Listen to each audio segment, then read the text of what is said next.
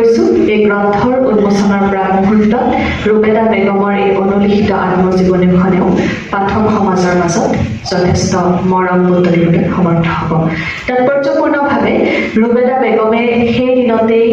ছোৱালী হিচাপে শিক্ষা গ্ৰহণ কৰাটো অতিকে তাৎপৰ্যপূৰ্ণ।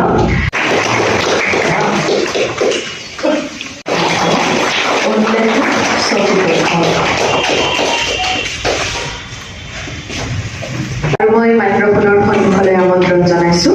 ডক্টৰ গোবিন্দ প্ৰসাদ শৰ্মাদেৱক।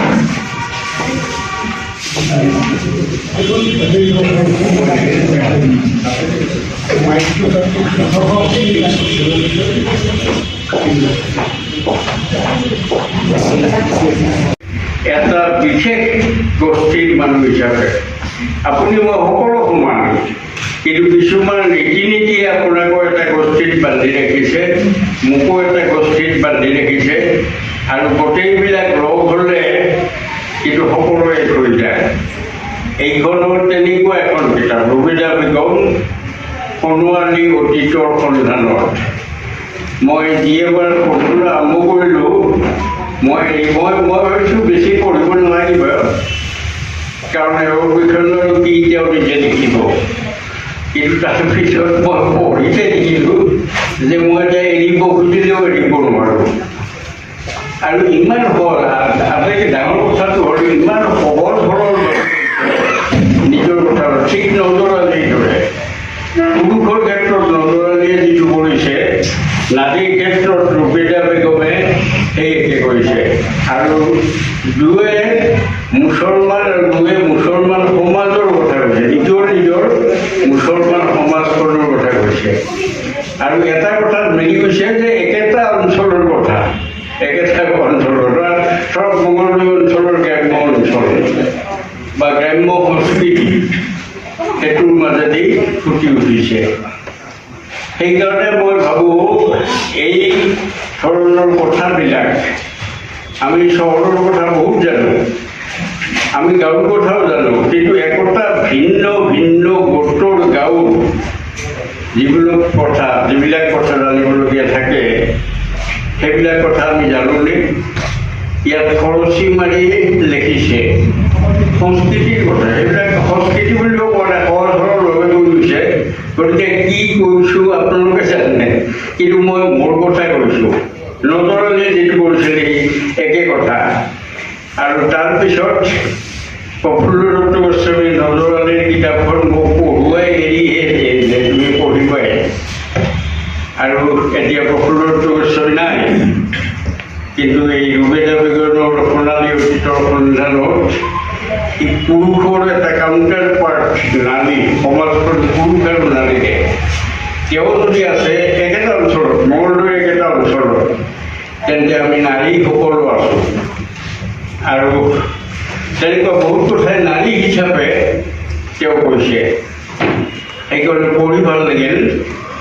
যে এইখন মইতো পঢ়িবই লাগিব বা পঢ়িলোঁ, অন্য সকলোৱে পঢ়িব লাগিব, তেনেকুৱা। গতিকে সেইখন মই আজি উন্মোচন কৰিলোঁ আপোনালোকৰ আগত, আৰু এইটো মই আপোনালোক আটাইকে ধন্যবাদ দিলোঁ। আৰু ৰূপেদা বেগম তেখেতৰ উন্মোচন শ্ৰদ্ধাৰ শিক্ষাগুৰু প্ৰসিদ্ধ সমালোচক ডক্টৰ গোবিন্দ সমাচাৰ্য, বিশিষ্ট সমাজ বিজ্ঞানী অধ্যাপক আব্দুল মান্নান ছাৰ,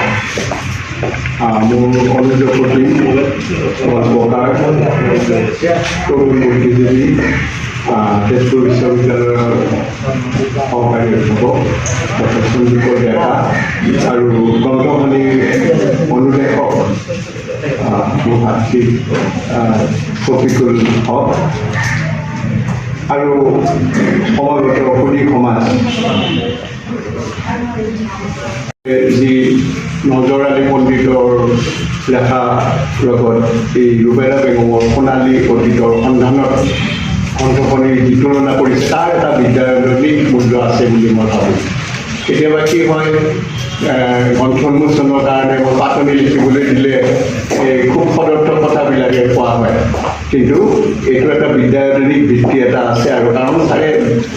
গোটেই জীৱন উপন্যাস আৰু জীৱনী আত্মজীৱনীৰ কাম কৰিছে আৰু তাৰ পৰাই এইটো বস্তু প্ৰতীয়মান হৈছে যে ৰুবেদা বেগমৰ সোণোৱালী অতীতৰ সন্ধানত গ্ৰন্থখনিৰ কি ঐতিহাসিক তাৎপৰ্য আছে আৰু বেলেগ বেলেগ কথা আমাৰ মনলৈ আহে চাৰে খুব তাৎপৰ্যপূৰ্ণভাৱে মুছলমান শব্দটো ব্যৱহাৰ কৰিছে অসমীয়া নাৰীৰ যন্ত্ৰণাৰ কাহিনী আমি পাওঁ বিভিন্ন ধৰণে পাওঁ বিভিন্নগৰাকী প্ৰতিভাশালী মহিলাই কিন্তু অসমীয়া মুছলমান পৰিয়ালৰ পৰা অহা এগৰাকী মহিলাৰ কথা আমি নাপাওঁ ইয়াৰ এটা ঐতিহাসিক তাৎপৰ্য আছে আৰু এটা ডাঙৰ কথা হ'ল সমাজ বিজ্ঞানৰ চৰ্চা কৰা সকলে জানে আমাৰ পৰমা দেও আছে পৰমানন্দ মজুমদাৰ সঞ্জীৱ পল সমাজ বিজ্ঞানৰ চৰ্চা কৰা সকলে ভাবে আমি জানো যে সাহিত্যৰ কেতবোৰ কথা কৈ যায় যিবোৰ ইতিহাসে দিব নোৱাৰে 50ৰ দশকৰ পৰা যোৱা দশকলৈকে ইয়াত চিত্ৰণ হৈছে দৰং জিলাৰ এখন ঠাই এখন অনুন্নত ঠাই বুলি ক'লোঁ যদি এইখিনি সময়ছোৱাক লৈ এখন বুৰঞ্জী লিখা হ'লহেঁতেন তাত নাৰীৰ জীৱনৰ স্বপ্ন দুঃস্বপ্নৰ কথা বা তেওঁলোকৰ সংগ্ৰামৰ কথা কোৱা হ'লহেঁতেন তাতকৈ বহুত বেছি কথা আমি ৰুবেদা বেগমৰ সোণালী অতীতৰ সন্ধানত পাওঁ সেইকাৰণেই বুৰঞ্জীতকৈ সাহিত্য তাৎপৰ্য আটাইতকৈ বেছি এটা হানকামৰ পৰা তেওঁৰ যিখন উপন্যাস যিবোৰ উপন্যাস তেওঁ লিখি উলিয়াইছে আমাৰ প্ৰকৃত উপন্যাসিকবিলাকৰ পৃথিৱীৰ যিসকল উপন্যাসিকৰ মই নবেল বঁটা এটা মাপকাঠি বুলি যদি ধৰোঁ তেওঁলোকে দেশৰ যিবোৰ যন্ত্ৰণা ভালেকেইগৰাকী লেখকে ধৰিছে প্ৰকাশ কৰিছে আজিৰ এই হেৰিলৈকে শেহতীয়া নবেল বঁটা বিজয়ী মহিলা উপন্যাসিকগৰাকীলৈ তেওঁলোকৰ দুখ যন্ত্ৰণাৰ কথা ইতিহাসত আছে কিন্তু সাহিত্যত সেইবোৰ মৰ্মস্পতিভাৱে বুলিয়েই নহয় সম্পূৰ্ণভাৱে নিভাঁজভাৱে প্ৰকাশ পাইছে আৰু ৰুবেদা বেগমৰ সোণালী অতীতৰ সন্ধানৰ গ্ৰন্থখনিয়ে এই গোটেইবোৰ দিশ আমাৰ আগত উন্মোচিত কৰে আৰু আচৰিত লাগে আৰু এটা বস্তু মোৰ ভাল লাগিছে ইয়াৰ মই আজি ৰাতিপুৱা সঞ্জীৱ পলে কৈছে আৰু মই সাহিত্যৰ ছাত্ৰ বিশেষকৈ ভাষাটো বিশেষভাৱে আসন্ন কৰে গ্ৰন্থখনৰ অনুলেখক হিচাপে চফিকুল হকে ইয়াৰ যিটো ভাষা সঁচাই মানে উপন্যাস কম কিছুমান কাহিনী তেওঁ এই কেনেকৈ ৰেংগুনত এগৰাকীয়ে যুদ্ধ কৰিছিলে ভাৰতীয় সৈনিক হিচাপে তেওঁ কেনেকৈ ফাঁচি কাঠলৈ লৈ গৈছিলে এইবোৰৰ যি ৰোমহৰ্ষক বৰ্ণনা উপন্যাসৰ কাহিনীৰ দৰে মনোৰম এই বস্তুবিলাক আছে তেওঁৰ আৰু তেওঁৰ দৰঙী উপভাষাৰ কেতবোৰ শব্দ খুব সুন্দৰভাৱে হয়তো মাকে কৈ গৈছে আৰু তেওঁ সেইবোৰ সাজত পেলাই পেলাই লিখি গৈছে এইকাৰণে গ্ৰন্থখনৰ ভাষা এটা বিশেষ ধৰণৰ তাৎপৰ্য বহন কৰিছে মানে আমি খুব হেৰি কৈ থাকোঁ মানে লোকভাষা লোকজীৱন এইবোৰ সাহিত্যত প্ৰকাশ হ'ব লাগে নীলমণি ফুকন আছিল ইয়াৰ অন্যতম প্ৰবক্তা অসমীয়া কবিতাৰ পিছলৈ বহুতে সেইটো কৰি পেলাই বিফলো হ'ল মোৰ ভাল লাগিছে যে চফিকুল হক আৰু তেওঁৰ মাতৃৰ এই লোকজীৱন লোকভাষাটো ইমান একো জীৱন্ত কৰিলে দৰঙৰ উপভাষা দৰঙৰ লোকজীৱন ইয়াত খুব সুন্দৰভাৱে প্ৰতিপালিত হৈছে আৰু সোণোৱালী অতীতৰ সন্ধানত সোণোৱালী শব্দটো আজিকালি ক'বলৈ দিগদাৰেই হৈছে চাৰি ঠিকেই কৈছে এই হেমবৰুৱাৰ এটা কবিতা আছে নহয় যে আইতাগৰাকী সুধিছে যে মানে তুমি ধূলিত এইবোৰ কি বিচাৰি আছা মই বিচাৰিছোঁ কিন্তু নৈমিত্তিক কেতবোৰ কথা এই আত্মজীৱনীখনত এটা বেলেগ এটা আয়তন দিছে হিন্দু মুছলমানৰ সম্প্ৰীতিৰ কথা ক'বই নালাগে এই সময়ৰ পটভূমিত এইবিলাক এটা বিশেষ ধৰণৰ মূল্য আছে সেইবোৰ পঢ়ি পেলাই আমাৰ অসমৰ যি এইটো কি ক'ম সংস্কৃতিত অসমীয়া জাতি এই জাতিটোৰ বিষয়ে বহুত বক্তৃতা দিয়াতকৈও এই কিতাপখনে 100 গুণ কাম কৰিব পাৰে আমি যদি খুব ভালকৈ পঢ়োঁ আৰু ছাৰে কৈছে যে কিতাপখন পঢ়ি এৰিব নোৱাৰি মোৰ এটা অভ্যাস আছে ছাৰৰ আছেনে নে নাজানো উপন্যাস হওক কবিতা হওক মই মাজে মাজে পঢ়োঁ প্ৰথমৰ পৰা পঢ়ি নাযাওঁ মাজত একবাৰ শেষত হৈ যায় আৰু কিতাপখন পঢ়া শেষ হৈ যায় পিছত নাই ভাবিলোঁ মই আৰু এবাৰ পঢ়োঁ মানে এটা এইটো কি ক'ম এটা কিতাপখন পঢ়িবলৈ প্ৰণোদিত কৰে কিতাপখন আৰু তাত থকা বিভিন্ন ঘটনা তাৎপৰ্য আৰু এটা বস্তু মই অনুভৱ কৰিছোঁ কিতাপখন পঢ়ি পেলাই কিতাপখন পঢ়ি মই এটা অনুভৱ কৰিছোঁ যে ছফিকুল হক আৰু তেখেতৰ পিতৃ এটা চুফিবাদৰ প্ৰতি এক ধৰণৰ অনুৰাগ আৰু আৱেগ এটা আছিলে আৰু গ্ৰন্থখনত যেতিয়া ৰূপেদা বেগমে কথাবোৰ কৈ গৈছে তাত এই ধৰণৰ আমাৰ ধূলি মাটিৰ পৃথিৱীৰ পৰা একদম আদৰ বিয়ণ্ড দি লেণ্ড আমাৰ এই পৃথিৱীখনৰ ধূলি মাটি পৃথিৱীখনৰ ওপৰত একবোৰ সোমাৰ কথা সেইবোৰ বস্তু আহিছে কিছুমান অলৌকিকভাৱে আহিছে কিছুমান একেবাৰে চুফি ৰহস্যবাদৰ হেৰি আহিছে এইবিলাকো কিতাপখনৰ এটা বিশেষ গুৰুত্ব বহন কৰিছে কিতাপখনে আৰু মই ভাবোঁ এইখনৰ এক ধৰণৰ বিশেষ সাহিত্যিক মূল্য থাকিব ঐতিহাসিক মূল্য নাৰীৰ জীৱনৰ ঘটনা সেই সময়ৰ দৰং জিলা 1950 পৰা 1937 চনত তেখেতৰ তেখেত জীয়াই আছে আৰু কেইবছৰমান আগলৈকে ইয়াত গোটেইবোৰ আছে গতিকে সেই 37 চনৰ এতিয়ালৈকে কেইবাটাও দশকৰ দৰং জিলাৰ এটা আৰ্থ সামাজিক দলিল বুলি অভিহিত কৰিব পাৰি এইখন গ্ৰন্থ খুব ভাল লাগে নজৰালীৰ কথাবোৰ পঢ়ি কেতিয়াও মোৰ মনলৈ অনুপ্ৰাণিত হয় আৰু আচৰিত লাগে ব্যক্তিগত কথা আমাৰ বহুত মানুহে নিজৰ কথা কৈ থাকে খুব ডাঙৰ মানুহ দেখো বক্তৃতা দি থাকে নিজৰ কথাই কৈ থাকে নজৰালী পণ্ডিত দেখিছোঁ কিবা এটা ব্যক্তিগত কথাৰ মাজত যিটো কথা কৈছে সামাজিক তাৎপৰ্যটোৰ কথা কৈছে ইয়াতো দেখিবলৈ পাওঁ ৰূপেদা বেগম তেওঁ ব্যক্তিগত কথাতকৈও সামাজিক তাৎপৰ্যপূৰ্ণ কথাবিলাকক তেওঁ বিশেষভাৱে অভিহিত কৰিছে যে হয় দৰং জিলাৰ এই ওচৰতে আমাৰ মাহঁতৰ গাঁও মুছলিম কোপা হিন্দু কোপা ওচৰা ওচৰি গাঁও ইঘৰে সিঘৰৰ লগত খোৱা বোৱা নকৰে গোবিন্দ শৰ্মা ছাৰ ডক্টৰ কামালউদ্দিন আহমেদ আৰু মোৰ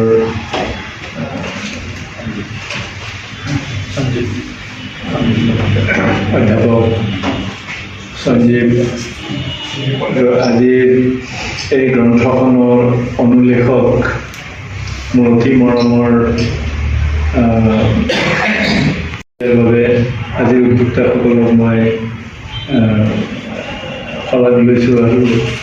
কৃতজ্ঞতা প্ৰকাশ কৰিছোঁ এই কিতাপখন মোৰ হাতত এইমাত্ৰ পৰিছে কিন্তু কিতাপখনৰ যিগৰাকী অনুলেখক তেওঁ প্ৰায় ১.৫ বছৰ আগত আৰু এখন কিতাপ তেওঁ প্ৰকাশ কৰিছিল লিখিছিল প্ৰকাশ হৈছিল আৰু এই হলটোতেই তেওঁ সেই কিতাপখন উন্মোচিত হৈছিল সেইখন কিতাপৰ আগকথা পাতনি মই লিখিছিলোঁ আৰু এইখন কিতাপ নপঢ়াকৈ মই এটা কথা আপোনালোকক ক'ব পাৰোঁ দৃঢ় প্ৰত্যয়েৰে যে নিশ্চিতভাৱে আপোনালোকে ইতিমধ্যে গোবিন্দ শৰ্মা ছাৰে কৈছে ডক্টৰ কামালউদ্দিনেও কৈছে যে এইখনত আপোনালোকে সাহিত্যৰ যিটো ৰস আৰু অতীতৰ যিটো ৰোমন্থন তাৰ এখন প্ৰকৃত ছবি আপোনালোকে ইয়াত দেখিবলৈ পাব এই বিষয়ে মোৰ কিন্তু কোনো সন্দেহ নাই কাৰণ তেওঁৰ যিখন কিতাপৰ পাতনি মই আগে লিখিছিলোঁ যথেষ্ট খুঁটিনাটি কথাবিলাকলৈ লক্ষ্য ৰাখি ২-৩বাৰ পঢ়া শুনা কৰি পেলাই মই অলপ পাতনি লিখিছিলোঁ আৰু তাত লেখকৰ যি অন্তৰ্দৃষ্টি মই লক্ষ্য কৰিছোঁ ভৱিষ্যত অসমৰ বাবে অসমীয়া সাহিত্য ক্ষেত্ৰত আমি তেওঁৰ পৰা ছফিকুল হকৰ পৰা আমি যথেষ্ট আশা কৰিব পাৰোঁ এই বিষয়ে মোৰ দৃঢ় প্ৰত্যয় মোৰ তেতিয়াই জন্মিছিল আৰু সেই প্ৰত্যয় এতিয়াও আছে গতিকে মই এইখন কিতাপ নপঢ়াকৈ মই ক'ব পাৰোঁ যে সেই সময়ত যি ঘটনাৱলী সেই ঘটনাৱলীৰ বিষয়ে বিশেষকৈ মংগলদৈ চিপাঝাৰ খানোৱা এই বৃহত্তৰ অঞ্চলৰ যি ইতিহাস যি ঘটনাৱলী ইয়াৰ মাজত যে প্ৰতিফলিত হ'ব এই বিষয়ে মোৰ সন্দেহ নাই আজি এটা কথা আপোনালোকক মোৰ এই মনত পৰিছে এই কথাটো আৰু সেই কথাটো ক'বলৈ মই লোক সামৰিব নোৱাৰিলোঁ আমাৰ সমাজখনত ইতিমধ্যে ছাৰে যিটো কথা কৈছে যে মুছলমান সমাজ বুলি এটা শব্দ উচ্চাৰণ কৰিছে ছাৰে সঠিকভাৱেই কৰিছে এইটো এই সমাজখনক উচিত কৰাৰ বাবে যি প্ৰয়াস এই প্ৰয়াস খুব কম দেখা যায় কিন্তু এই যোৱা প্ৰায় ১.৫টামান দশক ধৰি আমি লক্ষ্য কৰিছোঁ কেইবাগৰাকী লিখক উদীয়মান লেখক এই সমাজত আহিছে আৰু তেওঁলোকে লিখা মেলা কৰিছে আৰু তেওঁলোকৰ পৰা আমি কিন্তু ভৱিষ্যতে বহুত কিবা আমি পোৱাৰ আমি আশা কৰিব পাৰোঁ তাৰে এজন লিখক কেৰামত আলী শ্বেখে তেওঁৰ আত্মজীৱনী সোণালী ঘোঁৰা হিচাপে তেওঁ লিখিছিল আমাৰ অসমত ধাৰাবাহিকভাৱে প্ৰত্যেক বুধবাৰে এই কিতাপখনৰ পাৰ্ট কৰি সেই সময়ৰ আমাৰ অসমৰ সম্পাদক শ্ৰদ্ধেয় হোমেন বৰগোহাঁইদেৱে প্ৰকাশ কৰিছিল তাৰো আগত আমি আইনা নামৰ এখন আলোচনী গুৱাহাটীৰ পৰা প্ৰকাশ হৈছিল আইনাত আমি পাৰ্ট কৰি সোণালী ঘোঁৰা আমি প্ৰকাশ কৰিছিলোঁ সেইখন কিতাপ সম্পৰ্কে মই অলপ ক'ব খুজিছোঁ তেতিয়া আমি লিখকে এটা সিদ্ধান্ত ল'লে আৰু গুৱাহাটীৰ এজন বিশিষ্ট লোকে তেওঁ তেতিয়াই আমাক অনুৰোধ কৰিছিল যে এইখন আপোনালোকে যদি কিতাপ আকাৰে প্ৰকাশ কৰে তেতিয়াহ'লে গোটেই ফাইনেন্সটো মই ব্যৱস্থা কৰি দিম আপোনালোকে ফাইনেন্সৰ কাৰণে কোনো চিন্তা কৰিব নালাগে আৰু এটা চৰ্ত খালি যে মোৰ নাম কোনদিন মই যে এইটো কৰিছোঁ মই যে ইয়াত এই কিতাপখন প্ৰকাশৰ উদ্যোগ লৈছোঁ এই কথাটো যাতে কোনেও জানিব নালাগে গতিকে আজিও মই আপোনালোকৰ আগত সেই নামটো ক'ব নোৱাৰিম কিন্তু তেওঁৰ আকৌ শলাগ লৈছোঁ গৌৰৱ সেই কিতাপখনত পাতনি লিখিছে হোমেন বৰগোহাঁই আৰু তেখেতে মোক নিজে কথা দিছিল যে মই নিজে এই কিতাপখন উন্মোচন কৰিম কিন্তু কিবা অসুবিধাৰ কাৰণে যিদিনাখন কিতাপখন উন্মোচন হ'ব তাৰ প্ৰায় 10 দিনমান আগত তেখেতে জনালে যে তেখেত আহিব নোৱাৰিব তেখেত বেলেগ ক'ৰবাত যাবলগীয়া হৈছে সেইকাৰণে আমি আমাৰ প্ৰয়াত অৰুণ শৰ্মাদেৱৰ ওচৰত মছদ্দুৰ হুছেইন বহি আছে মছদ্দুৰ হুছেইন আৰু মই গ'লোঁ গৈ পেলাই তেখেতক অনুৰোধ কৰিলোঁ কিতাপৰ এটা কপি দিলোঁ আৰু তেখেতক অনুৰোধ কৰিলোঁ যে কিতাপখন উন্মোচন তেখেতে কৰিব লাগে তেখেতে এগ্ৰী কৰিলে যিদিনাখন কিতাপখন উন্মোচন হয় তাৰ আগদিনা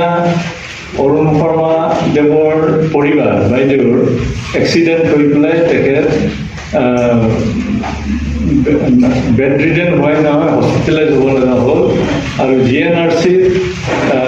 ICUত তেখেত থাকিব লগা হ'ল তাত তেখেতৰ এটা মেজৰ অপাৰেশ্যন হ'ল আৰু তেখেত ICUত আছে আমিতো ভাবিছোঁ যে অৰুণ শৰ্মাদেৱ সেইখন সভালৈ আহিব নোৱাৰে কিন্তু কিতাপখন উন্মোচনৰ সময় আছিল 1 বজাত প্ৰায় 11:30 বজাত অৰুণ শৰ্মাদেৱে নিজে মছদ্দুৰ হুছেইনলৈ ফোন কৰিছে আমাৰ লগৰ চৰ্ত আছিল যে তেখেতক আমি ঘৰৰ পৰা আনি ওচৰতে ঘৰ ইয়াত আনিম আৰু ইয়াৰ পৰা তেখেতক ঘৰত থৈ আহিম কিন্তু তেখেত তেতিয়া GNRCত আছে তেখেতে কৈছে যে মই GNRCত আছোঁ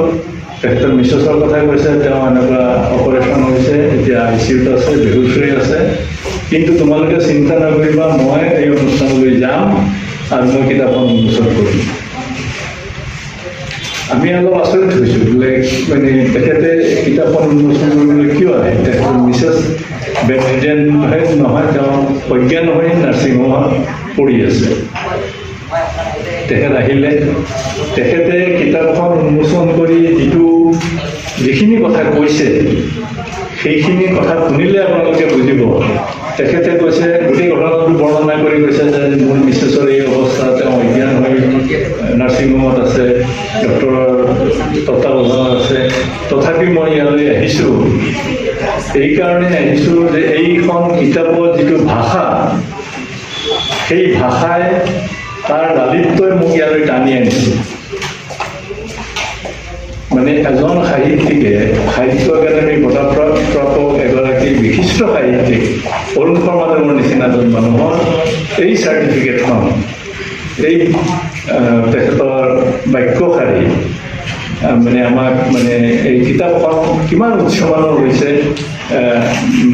এইটো আমাক অনুমান কৰাত বা আমাক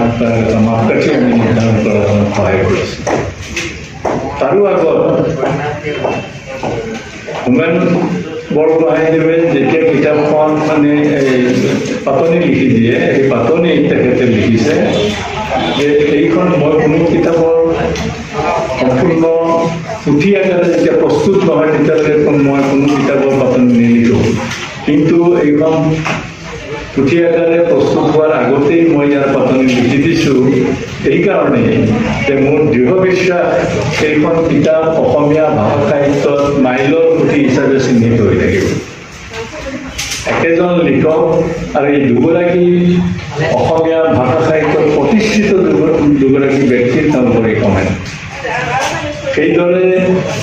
কেৰামত আলী শ্বেখক আমি গোৱালপাৰাত তেওঁ এখন প্ৰাইমাৰী স্কুলৰ শিক্ষক, ৰিটায়াৰ কৰিছে, বৰ্তমান এতিয়াও লিখা মেলা কৰি আছে।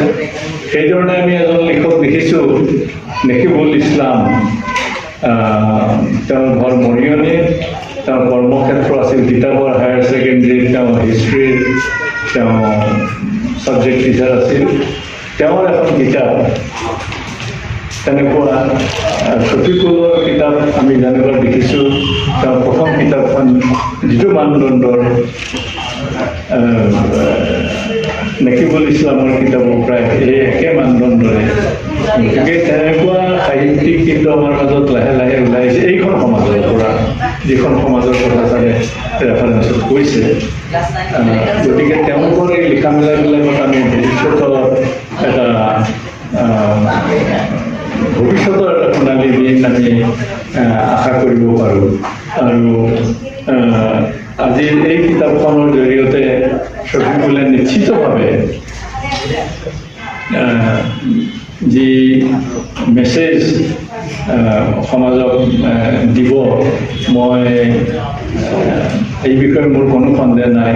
নিশ্চিতভাৱে এটা পজিটিভ মেছেজ সমাজলৈ এইখন কিতাপৰ মাজেৰে যাব, আৰু এইখন কিতাপৰ মাজেৰে এটা যুগৰ এটা সময়ত গোটেইখিনি কথা নিশ্চিতভাৱে আমি জানিবলৈ পাওঁ। আপোনালোকে যিসকলে এই কিতাপখন অধ্যয়ন কৰে নিশ্চিতভাৱে পাব আপোনালোকে এই বিষয়ে মোৰ কোনো সন্দেহ নাই। মই ৰুবেলা বেগমৰ তেখেতৰ যি স্মৰণৰ পৰা যিখিনি কথা তেখেতৰ পুত্ৰৰ লগত আলোচনা কৰি, পুত্ৰৰ লগত আগত ব্যক্ত কৰি পেলাই তেওঁৰ মাধ্যমেৰে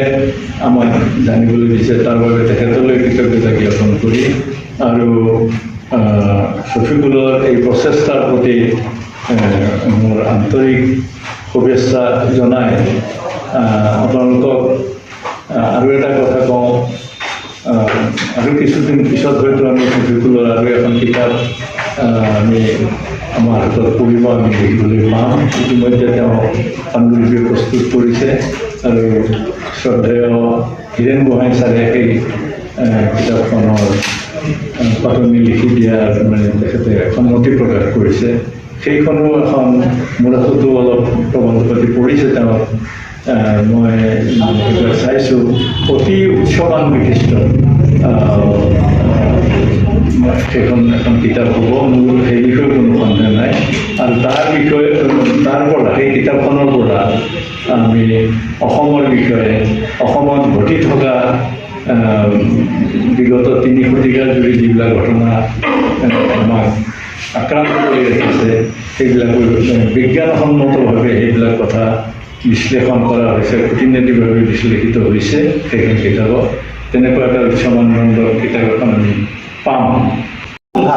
আজিলৈকে আমি যিবিলাক আমি নিয়ম নাই, ইয়াতো বহুত ৰাজনৈতিক কথা আছে। ৰাজনৈতিক আমি এনেকৈ কথা কোৱাটো এক ধৰণৰ ৰাজনৈতিক মানে সংসদীয় বা কিছুমান চিম্বলৰ কথা নহয়, যে আজিৰ তাৰিখলৈকে, আজি 2 বছৰ আগলৈকে যে আমাৰ ধলপুৰ অঞ্চলত যিবিলাক ঘটনা ঘটিছিলে, সেই লৈ পেলাই গোটেই মিডিয়া, মেইন ষ্ট্ৰীম মিডিয়া বা গোটেই অসমৰ ৰাইজৰ মাজত যিবিলাক কথা, আচলতে তাত এই আত্মকথাখনত ভালেমান আচলতে তাৰ উমান পাব। আমাৰ শফিকুলকে কিছুমান প্ৰবন্ধ লিখিছেও, তেওঁলোকে অৰেল নেৰেটিভ কিছুমান জানে, আমি অৰেল নেৰেটিভ কিছুমান জানো, আমি ক্ৰিয়েটিভ ৰাইটিঙত লিখিব হেৰি কৰিছোঁ। এই এটা কথা মন কৰিছোঁ যে সেইটো আমি নতুন সাহিত্য পৰিষদক ধন্যবাদ জনাবই লাগিব যে তেওঁলোকে এই নেৰেটিভটো আনিছিলে প্ৰথম নানন ছাৰ আছে যে এই যে হেৰি নদীত যে মানুহৰ ঘৰ ভাঙে, খহনীয়াত যে ঘৰ ভাঙে, সেই নেৰেটিভ কিন্তু মেইন ষ্ট্ৰীম অসমীয়া মূল নদীৰ অসমীয়া গাঁৱত প্ৰতিষ্ঠা হোৱা নাছিল, বহু দিনলৈকে হোৱা নাছিল। অসম আন্দোলনৰ সময়তো হোৱাৰ প্ৰশ্নই নাই। গতিকে ইয়াত ধুনীয়াকৈ কৈছে যে সেই সময়ত মিয়া মানুহ বা এইসকল লোক চাকৰি নাছিলে। চাকৰিত আমাৰ মূলত এই গোটেই বেলটোত 1976-77 চনত আৰু গোটেই নামনিৰ পৰা যোৱা লোকসকল আছিল। গতিকে নতুনকৈ আমি নদী ভঙা কিছু পৰিমাণে মাটি পৰিয়াল বেছি সেইসকল আচলতে লোক আছিলে। এই তাৰ ধুনীয়া নেৰেটিভ কিছুমান এই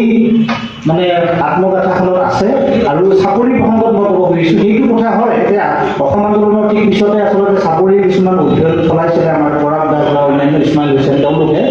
আৰু কিবা কাৰণত কিন্তু চাকৰি চৰ্চা বেছি স্বৰ চৰ্চাটো অলপ ফ'কাছ হ'ল। মানে এনেকুৱা হ'ল যে স্বৰ মানে অভিবাসী মুছলমানসকল তাত আমাৰ আগৰ পৰা খেতি কৰি থকা লোকসকলৰ খেতি তাত নাছিলে, এনেকুৱা এটা কিন্তু বৌদ্ধিক নেৰেটিভ এটা কিন্তু হৈছে। চৰ্চা কৰি গ্ৰন্থ কিন্তু ভাল, আমাৰ বন্ধু মৰিঠাবোৰ আমাৰ প্ৰচুৰ বৰ্মন বান্ধৱী উলিয়াইছে,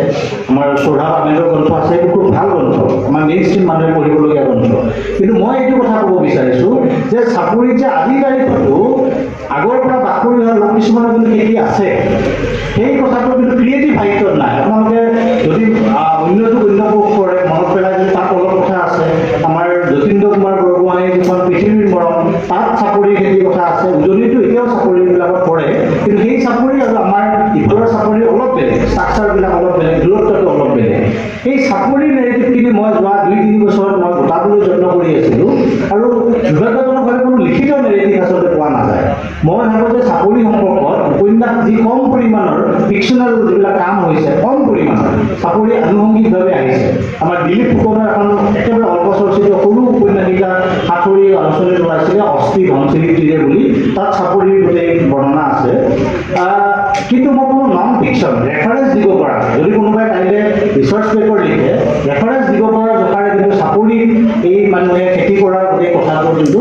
এইখন আত্মকথাতেই বছৰৰ প্ৰথম হ'ব, যদিও আমাৰ তেজপুৰৰ ফালৰ পৰা 2 এজন লেখক মই পাইছোঁ।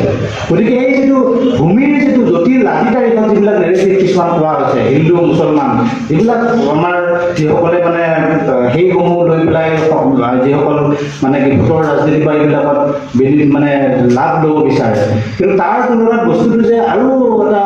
মাল্টিপল কমপ্লেক্স এটা বস্তু, জটিল বস্তু, সেই তাৰ আভাস কিন্তু এই আত্মকথাখনে আমাক দাঙি ধৰে। আন এটা কথা কৈ মই সামৰিব খুজিছোঁ, যি হিন্দু মুছলমানৰ কথাটো কৈছে সম্প্ৰীতিকে সহৱস্থান শব্দটো মই বেছি হেৰি কৰোঁ। তাত এটা বৰ্ণনা আছে যে বস্তুৰ আপোনালোকৰ ককাও হ'ব, লেখিকাৰ মানে শহুৰে, তেওঁৰ ঘৰত চাউল নাছিল, গাঁৱৰ নেৰেটিভ কিন্তু মই এইটো ক'ব বিচাৰিছোঁ যে গাঁৱৰ বৰ্ণনা থকা কিন্তু তেনেকুৱা আত্মকথা কিন্তু খুব কম আছে। আৰু সকলোৱে যিহেতু বিখ্যাত হৈ পেলাই কৰে, এটা সময়ত পাহৰি যায়, যিহেতু বিখ্যাত হোৱাৰ পিছত আমি চহৰত বাস কৰিবলৈ আৰম্ভ কৰোঁ, গাঁৱৰ সেই আচল কথাখিনি আমি কেতিয়াবা পাহৰি যাওঁ। যদিও সোণোৱালীৰ নামটো দিছে, হয়তো আপুনি দিছে ন, লেখিকা সেইটো দিয়া নাই, গতিকে সোণোৱালীৰ নামটো দিলেও তাত কিন্তু সোণোৱালী আৰু তিতা চব আছে। আৰু এটা কথাই আছে, মই নিজে শৈশৱৰ 90 দশকত ডাঙৰ হৈছোঁ, এইটো বহুত মানুহে যিসকল আপাৰ মিডল ক্লাছ আৰু টাউনত ডাঙৰ হয় নাজানে যে আমি নিজে এই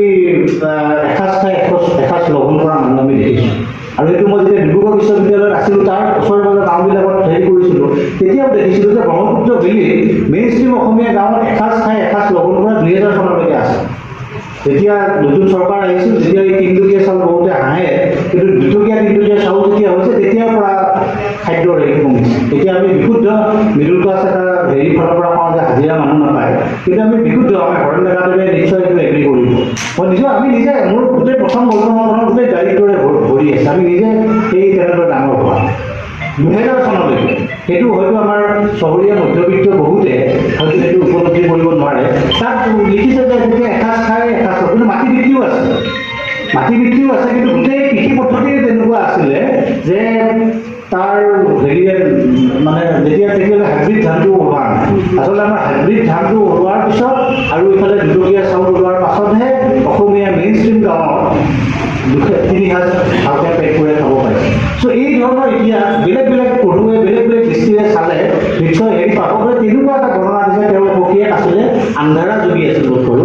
তো এদিন দেখিছে যে তিনিগৰাকী চাউল হেৰি নাই, তাৰপিছত কৈছে এনেকৈ থাকিব নালাগে, মোৰ পৰা লৈ আহ বুলি তেওঁ ঘৰৰ পৰা ধুনীয়াকৈ ওচৰৰ কবেই চোকা গাঁৱৰ বস্তুৰ ধান লৈ আহিছে। তেতিয়া মোৰ মনত পৰিছে আমাৰ নজৰ আলী পণ্ডিতৰ কথা বাৰে বাৰে মনত পৰে। আমাৰ কিছুমান নেৰেটিভ পঢ়িলে যে কিছুমান ঠাইত যে আমি ৰৈ যাওঁ, চকুটো সেমেকি আহে। নজৰ আলী পণ্ডিতে তেওঁ ককায়েকলৈ এখন চিঠি লিখিছিলে, মোৰ এতিয়াও মনত পৰে, মানে চকুটো সেমেকি যাব যিকোনো পঢ়োঁ। ইয়াতো মই সেইখিনিত মোৰ সেমেকি গৈছে চকুটো। আৰু মই এতিয়া এটা অভিজ্ঞতা ক'ব বিচাৰিছোঁ যে চাউল খোৱাৰ কথা যিহেতু আছে, মই যেতিয়া এটা এই ডকুমেণ্টাৰী কৰিছিলোঁ তেতিয়া, আজিকালিতো আমি নেৰেটিভটো আৰু গোটেই ডাইৰেক্ট ডিভিজন হৈ গ'ল, তাত এগৰাকী অভিবাসী মুছলমান যুৱক, তেখেতৰ হয়তো বয়স এতিয়া 50 বছৰ হ'ব, তেওঁৰ দেউতাক নাই। তেতিয়া ক'লে যে যেতিয়া অলৰেডি মেছেকাৰ হৈ গৈছে, তাৰপিছত তেওঁ দেউতাক বাৰে বাৰে এই হেৰিলে আমাৰ ঘোঁৰাকান্দালৈ আহিব বিচাৰে। তাত এজন বন্ধু আছিলে, তেওঁ ৰমাকান্ত নাথ বুলি। সিহঁতে কৈছে এই এনেকুৱা এটা ডাঙৰ ঘটনা হৈ গৈছে, তো তোক মাৰিব নাই, বাৰে বাৰে পতাৰ সুধি ৰাতিলৈ আহিব বিচাৰে, নাই নাই মই যাওঁ, সিহঁতৰ ঘৰত যাম, চিন্তা কৰি আছে। তো মানুহৰ ইম'চনেল কানেকশ্যনটো চাব, দুদিন পিছত সঁচাকৈয়ে তো মোৰ সেইখিনি কথা মানে শুনোতে মোৰ চকুপানী ওলাই আহিছিলে যে আমিতো হত্যা হিংসাৰ এইবিলাক বহুত আমি দুদিন ধৰি ডকুমেণ্টেশ্যন কৰিছিলোঁ যে সুদূৰ আমাৰ ঘোঁৰাবান্ধাৰ পৰা ৰমাকান্ত নাথ নামৰ মানুহজনে গাঁৱৰ মানুহ ধাৰ কৰি পেলাই এই তেওঁৰ কাৰণে, তেওঁৰ চমচেৰ মিয়া নে কি আছিলে নামটো, যে লৈ আহিছিল। সুদূৰ মানে এইটো দূৰ, কিন্তু কমেও মানে 15 কিলোমিটাৰ হ'ব। গতিকে সেইকাৰণে অকল যিবিলাক আজিৰ তাৰিখৰ যিবিলাক আমি নেৰেটিভ দেখি থাকোঁ, যিবিলাক সাম্প্ৰদায়িক ৰাজনীতিয়ে পোষকতা কৰে, অকল সেই নেৰেটিভবিলাকেই নহয়। বা চাউল খোৱা বুলি ক'লে আমি যিটো অকল কৰি থাকোঁ, যিটো অভিয়াছলি ক'ব লাগিব, কণ্ডেম কৰিব লাগিব, তো তাত আৰু মাল্টিপল নেৰেটিভছ আছে, যিবিলাক নেৰেটিভে আমাক আচলতে এখন এই মানুহৰ সমাজ, সকলোৱে নিজৰ ধৰ্ম ৰাখি উল্লেখ কৰিছে যে মানুহবিলাক ধৰ্মীয় আছিল, সাম্প্ৰদায়িক নাছিলে। গতিকে সেই পাৰ্থক্যটোৱে আজিৰ তাৰিখত আমি আমাৰ ব্লাৰ হৈ গৈছে, যে আমি ধৰ্মৰ ওপৰত আৰু কমিউনেল হেৰিৰ ওপৰত আমি এতিয়া ধূসৰ হৈ গৈছে, আৰু ধূসৰ এইটো পৃষ্ঠপোষকতা কৰা হৈছে বিভিন্ন মঞ্চৰ ফালৰ পৰা। গতিকে সকলো ফালৰ পৰা মই ভাবোঁ যে এইখন এখন আচলতে উপন্যাসৰ দৰে বুলি আমাৰ কাণৰ ছাৰে কৈছে, যে উপন্যাসৰ নিচিনা আপোনাৰ লাগিব। আৰু ডকুমেণ্টেশ্যনৰ ফালৰ পৰা তাত ধান খেতি কেনেকৈ কৰে, অসমীয়া মহিলাৰ, অকল অসমীয়া মুছলমান বুলিয়ে মই নকওঁ, আমাৰ মা বা আমাৰ আইতাহঁতৰো জীৱন ধাৰণ ঠিক তেনেকুৱাই আছিলে, যে অসমীয়া দৰঙৰ মহিলাৰ জীৱন ধাৰণ 20 শতিকাৰ মাজভাগত কেনেকুৱা আছিলে, কি কি ধানৰ খেতি কৰিছিলে, পানী ক'ত খাবলৈ গৈছিলে, এই গোটেই এটা মাল্টিপল নেৰেটিভ, এটা বিভিন্ন দৃষ্টিৰে বৃত্তান্তসমূহ এই আত্মকথাখনে তুলি ধৰিছে। সেইকাৰণে মই অকল আত্মকথা বুলি নকওঁ, আচলতে আত্মকথাৰ আচলতে চকুৰে লৈ চফিকুল হকে আচলতে আমাক এটা ডাঙৰ লোকেল দৃষ্টিকোণ স্থানীয় ইতিহাস দিছে। আৰু স্থানীয় ইতিহাসৰ ক্ষেত্ৰত আমি বাৰে আমাৰ বৰবী বাইদেউ আছে, এবাৰ মিডিয়া কাষ্টত আমি ভালেমান লোকেল হিষ্ট্ৰী মোৰ পঢ়াৰ সুযোগ হৈছিলে, সেইটো আমাৰ বেলুদৰ শৰ্মা কালেকশ্যনৰ ফালৰ পৰা। আকৌ কৈছোঁ, ইয়াত মই উজনি নামনি ডিভিজন কৰা নাই, যে বেলুদৰ শৰ্মাদেৱৰ নিচিনা কালেক্টৰ উজনি অসমত ওলাল কাৰণে তাৰ লোকেল কলেজবিলাকৰ, স্কুলবিলাকৰ, কলেজৰ নহয় স্কুলৰ গাঁৱৰ বুৰঞ্জীবিলাক তেওঁ ধুনীয়াকৈ ভালকৈ থৈ দিছে, মিডিয়া কাষ্টৰ পুথিভঁৰালত আছে, আৰু আমি তেজপুৰ বিশ্ববিদ্যালয়ত ডিজিটাইজ কৰিছোঁ। সেইবোৰ পঢ়াৰ মোৰ অভিজ্ঞতা হৈছে, কিন্তু আমাৰ এইবিলাক অঞ্চলৰ লোকেল হিষ্ট্ৰীটো কিন্তু বৰ পুৰ সেইফালৰ পৰা। গতিকে সেই দৃষ্টিৰেও লোকেল ইতিহাস বা স্থানীয় ইতিহাসৰ ফালৰ পৰাও এই এখন আত্মকথা অকল আত্মকথা নহয়, এগৰাকী মহিলাই বৰন্ত নিজৰ কথা ইমান কোৱা নাই, সেইফালৰ পৰা আত্মকথাৰ মানে তাত্ত্বিকসকলে বেলেগ ধৰণে আলোচনা কৰিব। তেনেকুৱা আত্মকথা কেইখনমান আছে, আমাৰ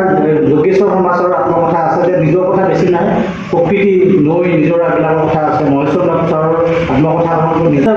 গাঁও বিচাৰি পায়, খেতি খোলাবিলাক বিচাৰি পায়, নিজক মাজে মাজে আমি বিচাৰি পাব লাগিব। গতিকে মই